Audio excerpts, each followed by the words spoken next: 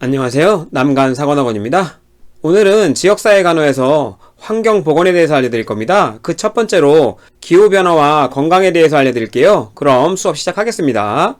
먼저 환경보건에 대한 이해를 돕기 위해서 환경과 환경보건의 개념에 대해서 알려드릴 텐데요. 환경은 생물에게 직간접적으로 영향을 주는 자연적 조건이나 사회적 상황과 생활하는 주위의 상태를 환경이라고 합니다. 이에는 자연환경과 생활환경이 있는데요.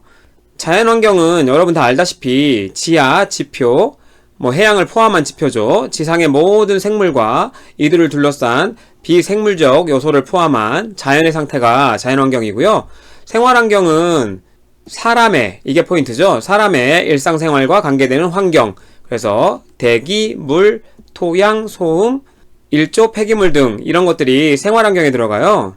이런 부분은 시험에 나올 게 아니기 때문에 그냥 쓱 보고 넘어가면 될 것 같고요.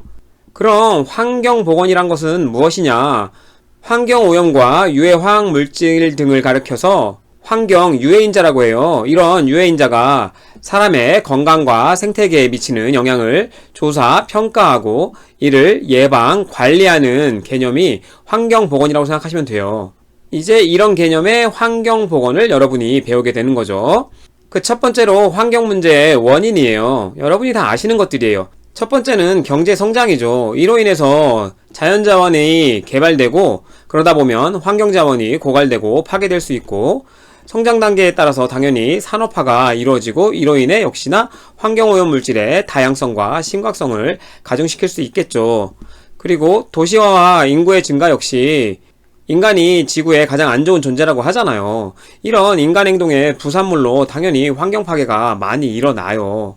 그리고 과학기술의 발달 역시 환원이 쉽지 않은 신물질을 자꾸 개발함으로써 문제가 일어날 수 있고 신물질의 개발 및 생산이 오염 처리 기술보다 훨씬 더 발달하다 보니까 환경 파괴가 되겠죠. 대표적으로 플라스틱 같은 걸 생각하시면 될 것 같아요. 네 번째로 환경에 대한 인식 부족이죠. 혹은 인식을 하고 있음에도 불구하고 불편하기 때문에 그에 대해서 사람들이 좀 모른 척 하면서 또 발생하는 환경 문제도 있을 수 있겠죠. 이런 부분은 상식적인 부분에서 시험에 나오기 때문에 굳이 암기하실 필요가 없을 것 같습니다. 다음으로 현대 환경 문제의 특징인데요.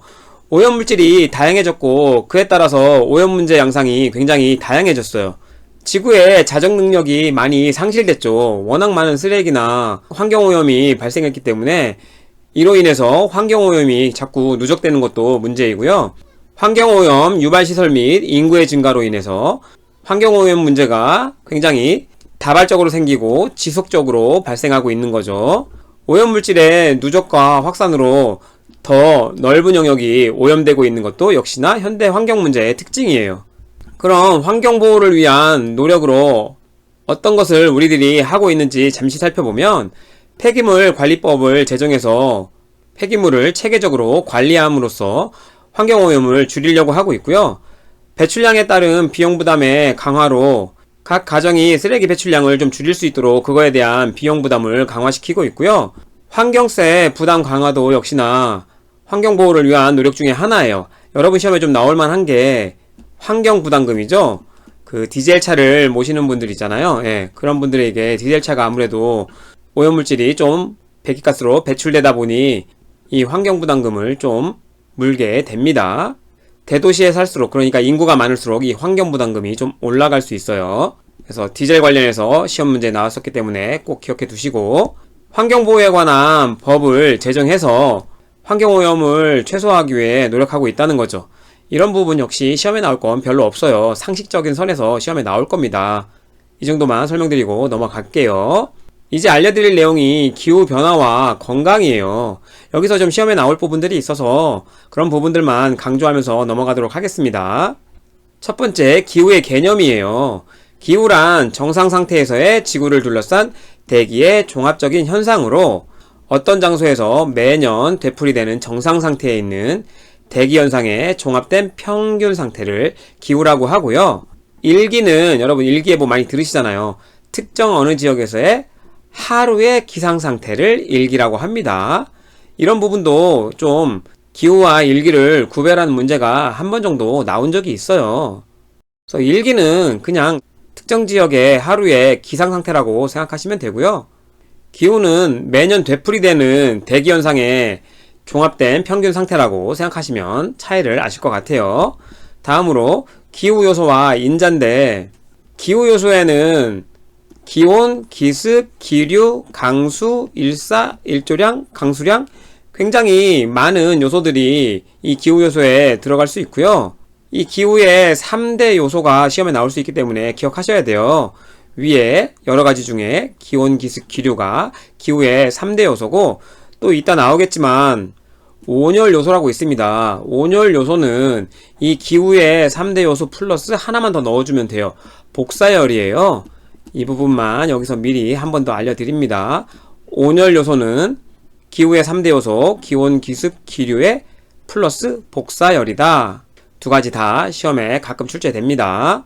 기후인자는 기후의 분포와 변화를 일으키는 요인으로 위도, 고도, 지형, 해류, 고기압 등을 말하고요. 기후는 기후 요소에 의해서 형성이 되고 기후인자에 의해서 지역적 차이가 결정된다고 하는데, 여러분 시험에는 이런 내용이 나온 적은 없습니다. 그렇지만 기후 요소와 기후인자를 이해하셨으면, 기후가 이 기후 요소에 의해서 형성이 되고 기후인자는 그 변화를 일으키는 요인이기 때문에 지역적 차이가 결정된다는 거 좀 어느 정도 이해하실 수 있을 거예요. 그 다음 기후대라고 불리는 거는 한대, 온대, 열대로 이렇게 구분할 수 있죠. 하나 더 넣자면 아열대로 구분할 수 있을 거예요. 먼저 한대 먼저 보면 연평균 온도가 0도 이하를 한대라고 하고요. 당연히 태양광선이 적겠고, 밤이 계속되는 겨울이 길겠고, 밤이 없는 여름이 좀 짧아요.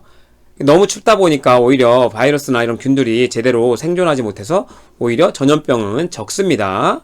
온대는 연평균 온도가 0도에서 20도 사이인 지역이에요. 우리 한국을 생각하시면 되고요. 그래서 사계절이 있고 이런 지역이 살기 좋아서 인구 밀도가 높습니다. 그렇기 때문에 당연히 문화가 발달하고, 다만 단점으로는 그러다 보니까 여러 전염병이 발생할 수 있다는 거죠. 이런 특징도 가끔가다 시험에 한번 나와요. 그래서 큰 틀에서 대략 이해하시면 될 것 같습니다. 너무 춥다? 그러다 보니까 태양광선이 없고 밤이 길고 밤이 없는 여름이 짧고 뭐 이런 식으로 기억하시면 될 것 같아요. 아까 제가 설명드린 대로. 다음 아열대는 온대와 열대의 중간이에요. 열대는 연평균 온도가 20도 이상인 곳을 이야기하거든요. 그래서 온대와 열대의 중간인 곳을 아열대라고 하고, 우리나라에서는 보통 제주도를 아열대 기후라고 하죠. 그래서 남북이에 약 20도에서 40도에 걸친 지역이고요. 역시나 계절의 변화가 있긴 있습니다. 다만 여름이 훨씬 무덥고 겨울은 생각보다 춥지 않죠. 제주도는 한겨울에도 0도 이하로 잘 안 떨어져요. 거의 떨어지지 않습니다. 이런 기후를 아열대라고 한다 생각하시면 될 거예요. 열대는 연평균 온도가 20도 이상이라고 말씀드렸고, 그러다 보니까 연중 기온이 높을 수밖에 없고, 이런 열대 지역은 계절의 변화가 거의 없습니다. 동남아 지역 생각하시면 보통 그런 지역이 겨울이 없잖아요. 그래서 계절 변화가 없다. 그런 기후 특성 때문에 곤충들이 엄청 많아요. 그러다 보니 매개곤충에 의한 전염병이 많다는 특징이 있습니다. 가끔 시험에 나올 수 있기 때문에 큰 틀에서 이해하시면 될 것 같아요. 다음으로 온열 요소예요. 아까도 설명드렸지만 기후 요소 3가지, 기온, 기습, 기류의 플러스 복사열이라고 말씀드렸습니다. 이 4가지가 온열 요소고요. 인간의 체온 조절에 중요한 요소들을 온열 요소라고 해요. 그래서 이 4가지가 되는 거고요. 기온은 대기의 온도죠. 이걸 측정하기 위해서 백엽상자로 측정하는데 그게 시험에 나올 수 있어요. 그래서 이 부분을 좀 이해하셔야 되는데, 인간이 호흡하는 위치인 지상 1.5m 높이에서 주위 복사 온도를 배제하기 위해서 하얀 상자 안에서 측정한 온도가 기온입니다. 우리나라도 그 지역을 대표하는 곳에 이런 측정 도구를 넣어서 그 지역의 대표적인 온도가 일기예보를 통해서 여러분이 보게 되는 거죠. 그래서 지상 1.5m 복사 온도를 배제하기 위해서 백엽상자 안에 넣는다. 시험에 나올 수 있습니다. 기억하세요. 일교차란 하루의 최고 기온과 최저 기온의 차이, 연교차란 1년 기준으로 최저 기온과 최고 온도의 차이라는 거 다들 알고 계실 거고요. 기온 역전이 또 시험에 잘 나와요. 원래 높이가 증가되면 기온이 떨어져야 됩니다. 하지만 높이의 증가에 따라 기온이 높아지기 때문에 그걸 기온 역전이라고 부르는 거죠. 그래서 고도가 높은 곳이 낮은 곳보다 기온이 높은 경우가 기온 역전이겠죠. 왜? 높이가 올라가면서 온도는 떨어져야 되는데 그렇지 않기 때문에 기온 역전이라고 이야기하는 거죠. 시험에 굉장히 잘 나오기 때문에 기억해 두시고요. 어떤 때 기온 역전이 잘 생기냐?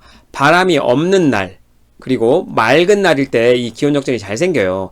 바람이 불면 공기의 흐름이 생기기 때문에 기온 역전이 잘 생길 수가 없어요. 그래서 그렇게 기억하시고, 당연히 춥고 긴 겨울날에 바닥에 눈이나 얼음 등이 있으면 바닥이 더 추울 수 있잖아요. 이럴 때 더 잘 발생한다는 거죠.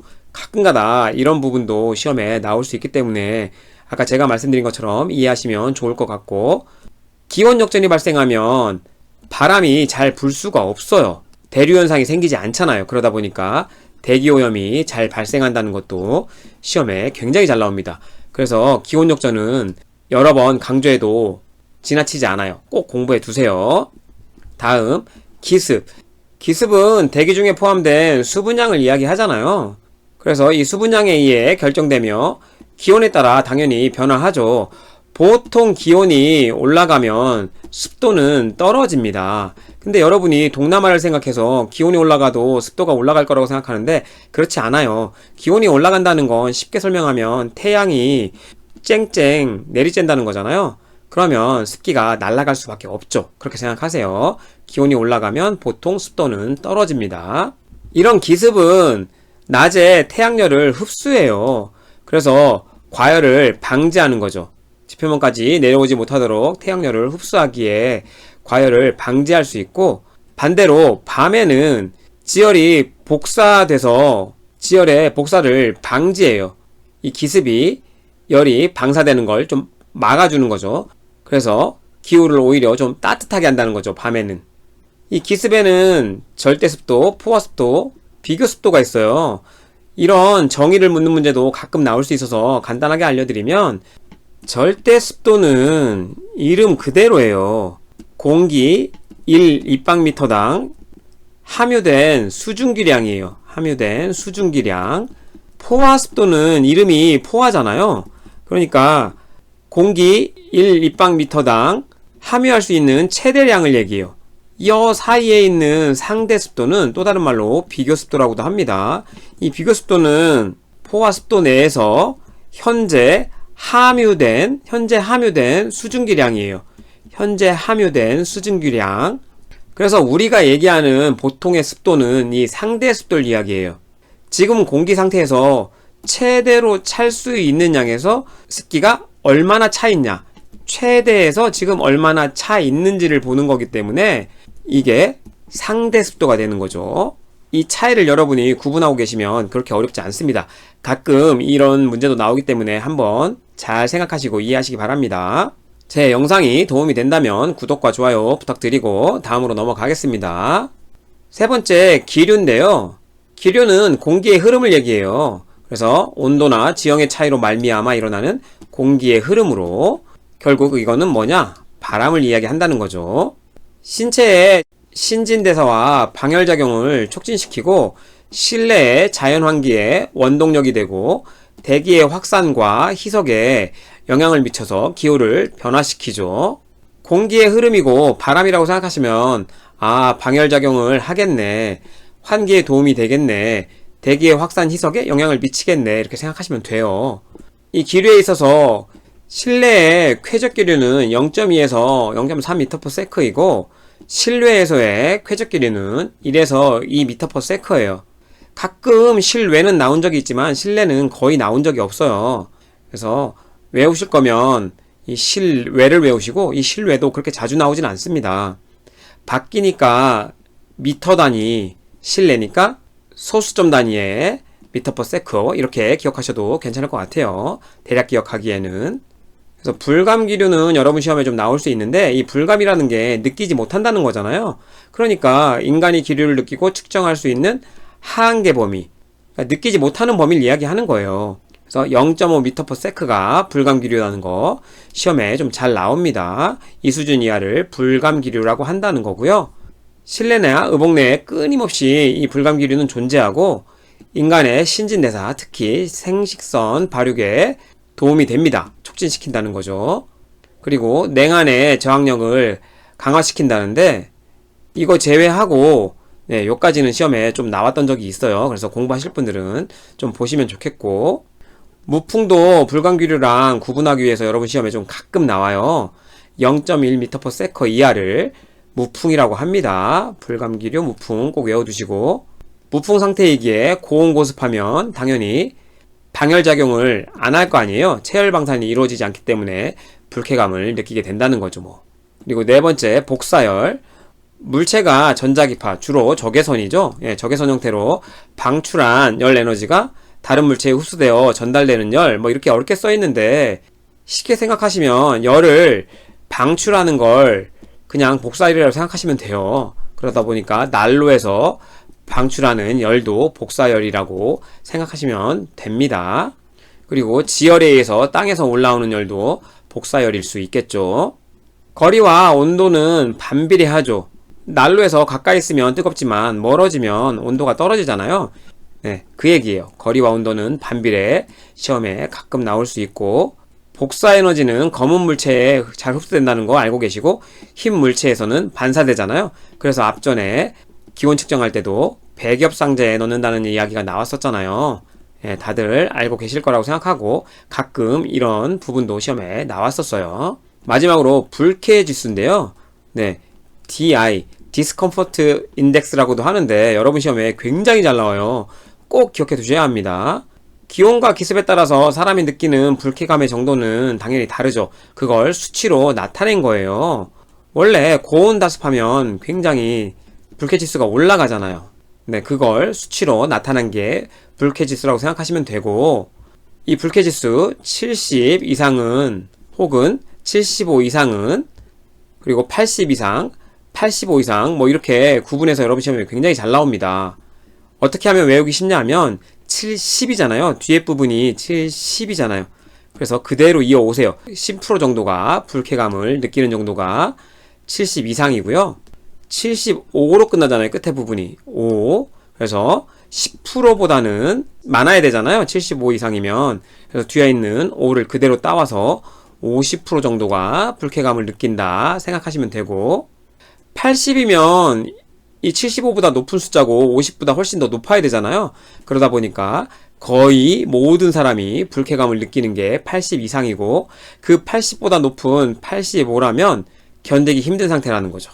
그래서 어렵게 외우지 마시고 7, 10이니까 뒤에 부분이 10%가 불쾌감 느끼고, 75니까 5로 끝나잖아요. 얘보다는 높아야 되니까 5를 그대로 가져와서 50%가 불쾌감을 느끼는 정도, 80이니까 얘보다 높고 50보다 높아야 되니까 대부분의 사람이, 그쵸? 대부분의 사람이 불쾌감을 느끼는 정도. 70에서 75 넣을 때 40%가 상승했잖아요. 그냥 이걸 대입해도 50에서 90%가 상승해야 될 거 아니에요. 40% 상승했으면. 그러면 90%라는 건 대부분이다, 이렇게 생각하시면 쉬울 것 같고, 그러면 이 85 이상이면 대부분이 불쾌감을 느낀다는데 이보다 더 높은 수치니까 견디기 힘든 상태라고 외우시면 될 것 같다는 거죠. 시험에 불쾌지수 굉장히 잘 나와요. 그래서 이렇게 꼭 암기해 두시면 좋을 것 같습니다. 오늘 제가 준비한 영상은 여기까지고요. 시청해 주셔서 감사합니다.